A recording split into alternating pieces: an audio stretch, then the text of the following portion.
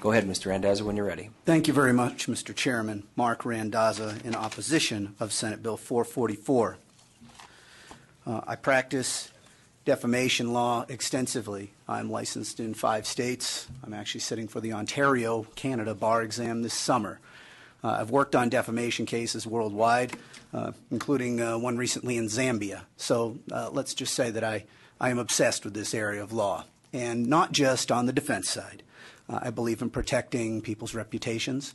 I believe in people being responsible for the exercise of their right of free speech, and I have my name on a number of plaintiffs' cases, as pointed out by the proponents. And the majority of them have been in states where there is an anti-SLAPP law like the one we have now. I have no fear of this law when I am signing a complaint on behalf of a plaintiff, because I do my homework first. I sit down, I use some of that statute of limitations time. I make sure that we're ready. I make sure we have our evidence. And frankly, I do get calls frequently from people who ask me, well, won't you just file it? I know we don't have much of a chance of winning, but we'll drag these guys into discovery, and they don't want that. And when that happens, I do hear the cash register ringing in my ears, and I think I could keep this case going for 18 months or so. I don't use my law license that way.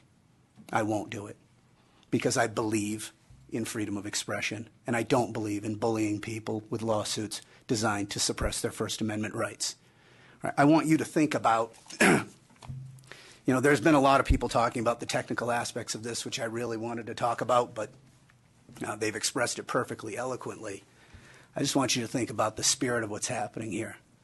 Really, the intellectual spark of the American Revolution was lit in a defamation suit. It was a seditious libel suit filed pre-revolution against Mr. John Peter Zenger by the then governor of colonial New York. And all they had to prove at that time to punish Mr. Zenger was that he published it. Prima facie case. Now, the jury in that case refused to convict him, despite the fact that the law required him to. And from there grew our freedom of the press. From there grew our theories of free expression that continue to this day, in which I believe its high watermark in this country was in 2013, when this body passed the current anti-SLAPP law. Now, the current anti-SLAPP law, I was involved in drafting. I was involved in advocating for it. I didn't get everything I wanted. I really would have seen it go a little further. We really looked to Washington for our inspiration, which is an evolution of Oregon's, which is an evolution of California's. One thing I wish we had put in there from Washington is the fact that these attorney's fees can also be imposed on the attorney who brings the action. And I'm not going to make myself very popular with other members of the bar calling for liability for us. But really, I think that is something, if you want to amend this statute, put that in there. I want to talk about also the functionality of the 2013 law.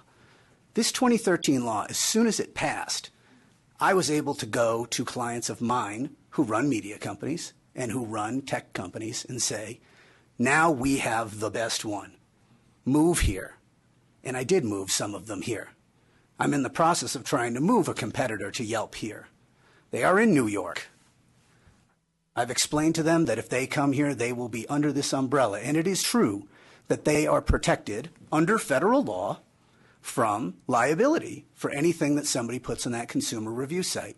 But you know what? That is not an immunity from a lawsuit. And I have many active cases on behalf of this client right now, and a lot of them begin with a phone call from a plaintiff's attorney that says, yeah, I know we probably won't win at the end, but do you really want to spend thousands and thousands and tens of thousands of dollars defending this, or do you want to pull this one review down? Now, that doesn't just infringe on my client's rights. That infringes on the free market. That infringes on the marketplace of ideas. That hurts the people who go to this review site looking for information about goods and services that they are going to consume.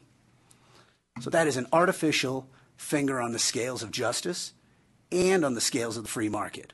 All right, I don't fit in any camp, liberal or conservative. I'm very much a free market libertarian, but I only seem to wind up defending the little guy. But this bill really eviscerates The statement that this body made in 2013, that we are going to be a bastion of liberty.